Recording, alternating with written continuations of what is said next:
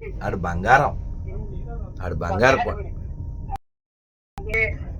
వాళ్ళ అమ్మమ్మ చూసుకుని ముడుచుకోవడానికి లేకుండా ఒక్క నెల నాళ్ళు అంటే నెల లోపలే వెళ్ళిపోయింది ఇప్పుడు అత్తవారింటికి. అప్పుడు చూసింది మళ్ళీ భోగిపల్లి పోయడానికి మళ్ళీ బలవంతం చేస్తే పంపించారు. ఆ భోగిపల్లి చూసి ముడుచుకుంది అంతే. ఆ తర్వాత ఇంకా ఫిబ్రవరి 5కి ఇంకా వెళ్ళిపోయింది. మాకు ఇలా జరుగుతుంది అన్నది అసలు బుర్రలో లేనే లేదు. అది చాలా తట్టుకోలేకుండా ఉన్నాను. అందరు ఏవేవో చెప్తారు కానీ మళ్ళీ మగొక వచ్చి పిల్లేది పిల్లేది పిల్లేది. అదేంటమ్మా అమ్మ కదమ్మా, 9 నెలలు మోసి కని పెంచి పెద్దదాన్ని చేసి దానికి పెళ్లి చేసి దానికో కూతురు పుట్టి అది కూడా దానికో కొడుకు పుట్టి మీరు అమ్మమ్మయ్యి అమ్మమ్మయ్యి మునిమా అమ్మయ్యి కానీ మీకు మీకున్న అదృష్టం మీ అమ్మాయికి దక్కలేదు. అది అది అదే అనుకుంటాను. ఒక్కొక్క నెల 2 నెలలు ఏదో చూసింది మనవాళ్ళని ఒక్కసారి దక్కించడానికి. నేను మునిమనవాడిని ఇచ్చాను. అయ్యో అది ఒక్క మనవాడు ఇంకా కొడుకు పెళ్లి చేయలేదు. నాకు మా అబ్బాయి ఒకడు దీనికంటే పెద్దవాడు ఒకడండి. వాడికంటే ముందు ఒక పిల్లలు 2 ఏళ్ళు పెరిగిపోయాడు. ఎవరు? అదే ఇప్పటికి తట్టుకోలేను నేను. కాదు కాదమ్మా, మీ మౌనిక వాళ్ళ అమ్మ కంటే ముందా? అమ్మ కంటే పెద్ద. మా అబ్బాయికి 2 చెల్లెళ్ళు, మౌనిక వాళ్ళ అమ్మ, తర్వాత వాళ్ళ పిన్ని. మా అమ్మాయి చిన్న అమ్మాయి వేణాని బెంగళూరులో ఉంటుంది. మా అబ్బాయి శ్రీకృష్ణ వాడు బెంగళూరులోనే ఉంటాడు. ఈ అమ్మాయి మాత్రమే ఆంధ్ర కాకినాడలో హిమబిందు. అడవి బాబురాజు గారి కథ నవల హిమబిందు చదివి ఆ పేరు పెట్టుకున్నాను మా పిల్లలు.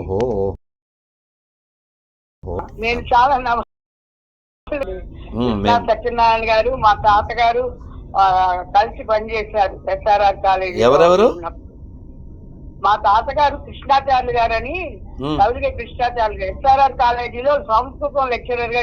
విజయవాడలోనా? మా తాతగారు విజయవాడ ఎస్ఆర్ఆర్ వీళ్ళు తెచ్చేవారు జమీందారు గారి దగ్గర. మా తాతగారు అక్కడి నుంచి వీళ్ళు జమీందారులు 2 కలిసి పెట్టారు కదా ఎస్ఆర్ఆర్, అక్కడికి లెక్చరర్ గా పంపించారు మా తాతగారు.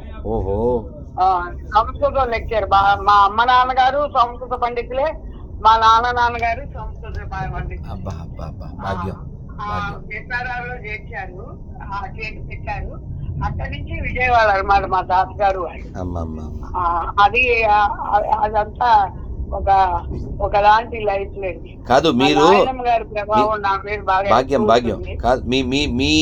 మీరేమో అడవి బాబురాజు గారి నవల హిమబిందు చదివి మీ అమ్మాయికి ఆ పేరు పెట్టారు.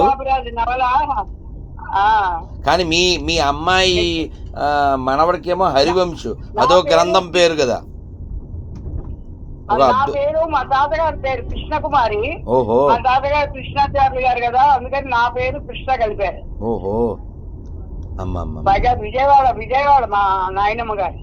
అదే సంస్కృత కాలేజీ లెక్చరర్ గా ఇచ్చారు కదా ఎస్ఆర్ఆర్ అంటే మరి విజయవాడ. అవునవును అమ్మ చాలా సంతోషం.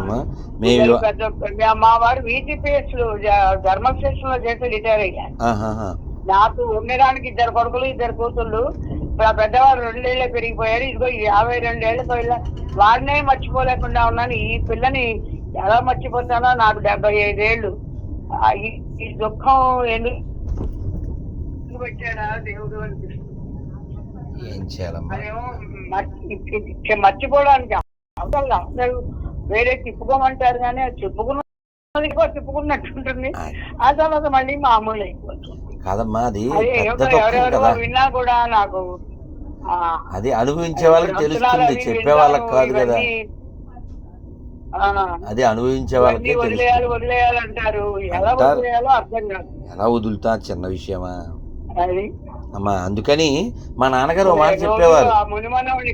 వీడియోలో చూసి మా నాన్నగారు ఏం చెప్పేవారంటే, మీకు తెలుసు తెలియదని కాదు కానీ, రుణానుబంధ రూపేణ పశుపత్ని సుతాలయం, ఇవన్నీ రుణమేనమ్మా. అయినా అయ్యో అది అందుకనే మోహముద్గరం అన్నారు భజగోవిందాన్ని.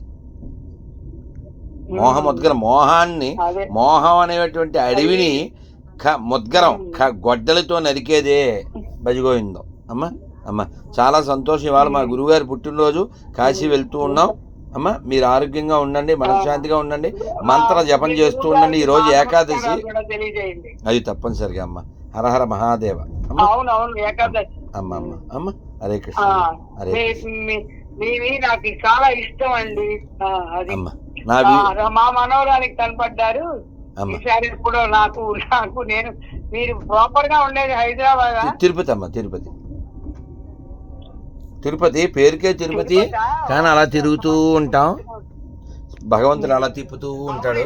తిరుగుతారు. అవును తెలుసు నాకు. ఒకసారి రైలు, ఓసారి విమానం, ఇంకోసారి బస్సు, ఓసారి ఏమో ఆటో,